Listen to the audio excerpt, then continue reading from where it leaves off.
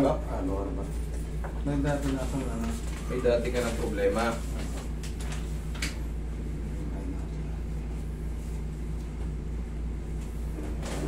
Okay, mild liposclerosis, anterior spondylosis, okay, multi-level facet joint effusion, multi-level disc desiccation, L4, L5 broad-based disc protrusion, L5S1 broad-based disc protrusion. Okay. Itong pinaliwanag po ba sa inyo to? Ha? Hindi pinaliwanag sa inyo? Yan lang naman. Nag-improve po? Konti lang. Ito kasing kaso nyo, ito talaga masakit talaga to, itong mga protrusion na to, disc protrusion. Tapos, yun yan. Pagka meron kayo tinatawag na protrusion o protrusion, parang bumukol na siyang palabas. Talaga makukompress na yung mga, hindi na tawag natin spinal cord. Ayan, kaya magkakaroon kayo ng parang panghihina. Gusto nyo mang tumalon pero parang hindi na kaya ng katawan. Hindi na ako makapaglakad ng malayo eh. Yun, kahit mga ganun. Mawawala ng pwersa dito. Tapos ito. Wala, talaga manghihina yung pagka tinamahan yung... Ito, masakit pa dito sa... Dito lang sa multi-level lang. Ito pa, multi-level facet joint effusion. Alam niyo yung facet joint? Yung maliliit na joint. Teka pa. Ayan yung facet joint to. Yung mga ganyan, no? Facet joint, ayan, no? Wait lang. Saan ba yung example ng saktong-saktong facet joint? Kasi yan ganyan, no? Mga facet yan. Costal superior facet. Yan yung mga facet joint. Capsule joint, capsule facet joint. Yan, mga ganyan. Meron pa isa dyan. Ito. Yung ganito. Ang example, saan ba yung isang example niya na may sira? Ayan, yan. Injury of facet joint. Yan pala. Sorry. Ayan mga facet joint. Yan yung mga facet joint. Yung sa may likod ng ano natin. May doktor akong nakausap dati. Kung pa-opera ko daw, maaaring yung nakaipit na buto sa nerve ko, maaaring putulin daw yung para matanggal yung pagkakaipit. Para mabilis yung maunawaan, panunukurin nyo na yung mga anatomy ng ano, lumbar surgery. Kunyari, kahit hindi mo na surgery, para, di ba may diniscuss sa inyo yung doktor, gano'n? Panoorin nyo yung, what is this desiccation? Kasi yung multi-level, yun na yung, kumbaga multi-level, pinarami lang naman. What is this desiccation? What is this protrusion? Kasi itong mga liposcoliosis, lordosis, talagang magkakaroon ka ng ganyang lordosis pagka nagkaroon ng compression sa disc. Kasi magbabago talaga yung ano mo, magbabago yung kurba ng spine mo. Okay? Medyo sa ganda ako. Yes po. Ayan o, kasi may Hindi multi-level. ko tinuloy kasi sabi niya, pag inopera, maaaring babalik daw ka sa normal na parang nangyari. O kaya may posibilidad din na Malumpo yun.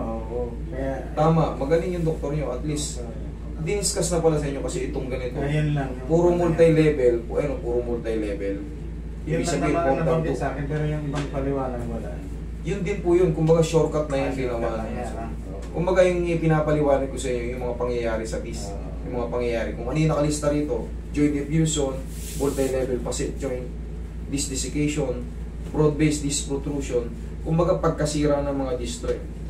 Shortcut na yun sa operation. Ngayon, syempre, sa operation, sinabi ng doktor, parang mag-success tayo, makalakad ka. Pag sumablay, pero ito sir, yung mga ganitong case, kumbaga nakakaya naman to. Pero syempre, hindi yan isang pitik. Maswerte na tayo kung matsambahan natin ng isa, dalawa, tatlo. Maswerte na tayo. Marami kasing tama yun, nung puro disc protrusion. Alam yung ibig sabihin ng protrusion?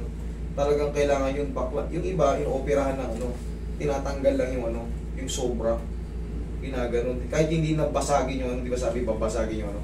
Kahit hindi na basagin yung ibang magaling sa operation. Depende naman kasi may mga pupunta na yan sa akin. Meron silang operation, ganito lang. Napakalit lang ng hiwa. Oh, sara. Para lang matanggal yung tinatawag nating protrude. Sa yung herniation or yung protrude na tinatawag. Pero magkaganon pa man sir, pag na-adjust yan, malaking bagay. Maniwala kayo sa akin, ang daming magiging changes din sa balakang nyo. Ang kailangan lang, kahit pa paano, mag-back brace na kayo. Tsaka hindi na, kumbaga, pag naayos ko yan, hindi yan pang ano yung pang matagalan. Kumbaga, baka nagbuhat kayo kasi kung panty na kayo, wala nang masakit sa balakang nyo eh. Babalik siya ulit. Kasi pisat na po. Pisat na po. Pirat na, nagpumutok na yung mga ano, maaring, ang aayusin ko na lang dyan yung mga facet joint. Yun ang, yung disc kasi hindi na nababalik. Pero yung mga facet joint na may ano, may hypertrophy, sa squeezing natatanggal yun. Numinipis nga lang yung mga ano doon. Pero magkaganon pa man, pag dumulas kasi yun, mawawala yung pagka-stress ng mga ligaments dyan, mga tendons dyan. Yun yung pagka kasi umusog yun talaga napakakirot ng mga maiingat na mga ano. Pagka sinuntong ka lang pag-gising ko sa umaga, upo lang ako, di pa ako tumatayo. Mararamdaman ko dito parang kinurinting sakit eh. Tama yun. Kasi nainat na sila. Hindi na yung pag naipit yung sciatic nerve natin, makirot na parang namamanid na hindi mo mawari. Okay, tayo kayo. Anak mo to? Panoorin mo ako Sa umaga, ganituin mo si daddy mo. Tingnan mo Ito safe to. Baka kamay. Tingnan mo maigi. Parang iangat mo na siyang ganyan Tatak-tak mo lang siya ng isang beses. Opo. O, tingnan mo, walang nangyari sa daddy mo. Baka kamay niya. Kasi nararamdaman niya, magiging pangkaraniwan yun kasi sobrang dami ng tama. Subukan mo sa akin. Tuturuan ko yung kamay mo. Kaya lang may siya eh. Huwag na pala. Meron di palang problema. Diyos me, Marimar. Upo ka. Iga pa tagilid. Sciatic nerve. Parehas kayo. Pag sciatic nerve, bago lang sa kanya itong tagilid. Taon lang na to.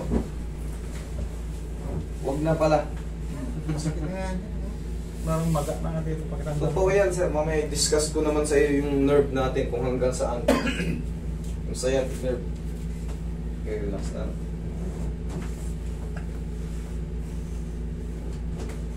Kabilang side.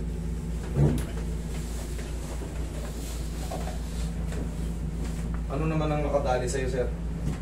Nung pagkabuhat ko nung grocery na mabigat, na box, pagka ganun ko, parang may umipit. May umipit.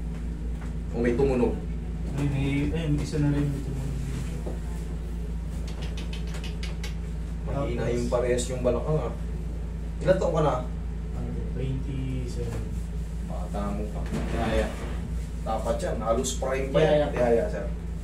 Halos prime pa ng yan. 27. Bata ka. Kakagraduate mo lang sa prime. Hanggang 25 yung prime. Pero siyempre, galakasan pa natin yan. 11 years ang tanda ko sa'yo. Halos 12 years. 12 years pa ang tanda ko sa'yo. Mali kasi yung Dapat. Sir, yung may tuturo ko sa exercise, araw-arawin mo lang ha. Para kahit paano, kahit hindi tayo mag-session, hindi kayo mauuwi sa severe moments. Kasi masakit talaga to. Hindi ka patutulogin ito. Pag kumirot siya, dire-diretso na yan. Hindi mo na alam kung paano posisyon. Okay ka lang sa ganyan? Okay, good.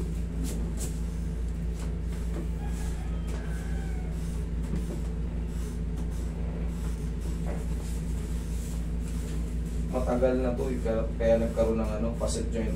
Oo, matagal na. Nag-umpisa to, maliliit pa yung mga anak ko na yun eh. Kaya pala eh. Pero mayroon pang mas nauna nung bata pa ako, nalaglag ako sa Bago ka kasi magka-joint effusion, bibilang ng taon.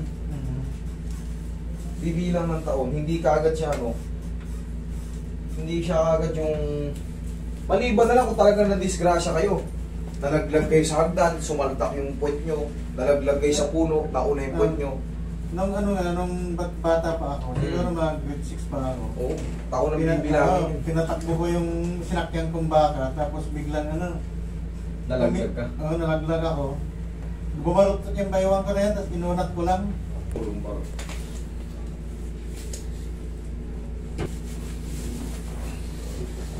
Tapos pag nakadapa akong ganito, parang gumagalaw-galaw na yung mga nerve ko dito. Hmm. Dahil yun sa central disc protrusion.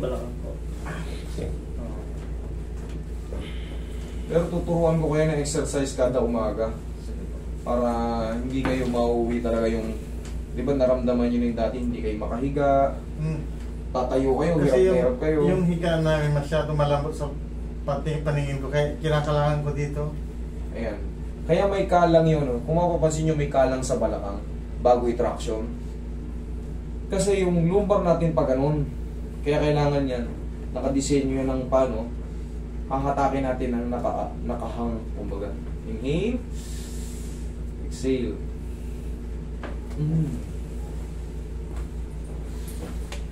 Yan lang muna, maganda tayo. Okay, straight ka lang. Ayan, pag ganyan, masakit, wala. Okay? Pag inangat ko to, sakit? Very good. Pag sumumpong yan, konting angat nyo nito, parang pili nyo, magka-cramps yung... Yan. Goods naman. Dito banda, sumasakit rin. Pag ginaganto ko, meron dyan? Diyan, bumaba. Okay. Tagilid, kung meron dyan. Kailangan kasi, yan yung sample, kaya kasi na, kumbaga, ini-explain ko sa inyo ng maayos. Kasi kailangan pag nakahiga, inangat yung paa nyo, walang may masakit or walang tutukod, walang hahatak. Kailangan yun. Pag inangat natin yan, goods. Pero pag meron, kulang pa yan sa adjust. Relax lang. Yaya. May naramdaman kayo? Wala naman.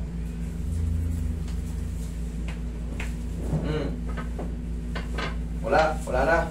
Oh, di ba? Hindi ako maliligaw dyan, sir. Kaya natin yan. Sir, pero sir, ang payo ko lang sa inyo, hindi porkit malaki kayo, ay lahat ng trabaho sa bahay ay susagupain nyo ng buwan. Magpatulong kayo. Ilan ba anak nyo ngayon? Siya lang? May problema rin. Kumbaga, sa bahay talagang ako lang yung lalaki dahil kaya nga sa ano na sila. Hindi kayo po pwedeng kaya nga sabi ko, hindi kayo pwedeng sasabak sa ano. Kumbaga, ang daming tama ng balakang nyo, sir. Hindi Minsan, kayo. nag-uuwi pa ako ng bigas eh. Upo. Nag-uwi pa kayo ng bigas, sir. Ikaw, sa totoo lang, sir, pag pina-check nyo ulit yan, 30 kilos ng bigas. pag pina-check nyo ulit yan sa doktor, tanungin nyo siya directly, Dok, ito po yung MRI ko, ito yung result. Pwede pa po ba ako magbuhat ng mabigat? Tanungin nyo. Kung ano yung, sabihin nyo sa akin kung ano yung magiging result. Kasi ito, hindi na talaga ito pambuhat ng mabibigat. Maaari siyang sumumpong kaagad. Lalo yung mauuna isang paa. Pwede kayo siguro sa 15 kilos pababa. Pero yung 30 kilos pataas. Hindi porkit malaki kayo. Pero talagang hirap na ako eh. Okay, alam mo na, hirap na kayo eh. Muna, sir, bibigay talaga to. Ako na mismo nagsasabi sa inyo. Gustuhin ko mang naayos natin to. Ang problema, bibigay siya. Pag bumuhat ka talaga ng mabigat. Eh, yung kung mangyari kasi masakit nga yun eh. Avoid na lang natin. Hati-hatiin na lang natin, no? Basta, tapos, mag-suit kayo ng back brace. Meron ako nun. Okay, very good. Thank you. Pinabili ako dati ng doktor. Kailangan yun. Tama yun.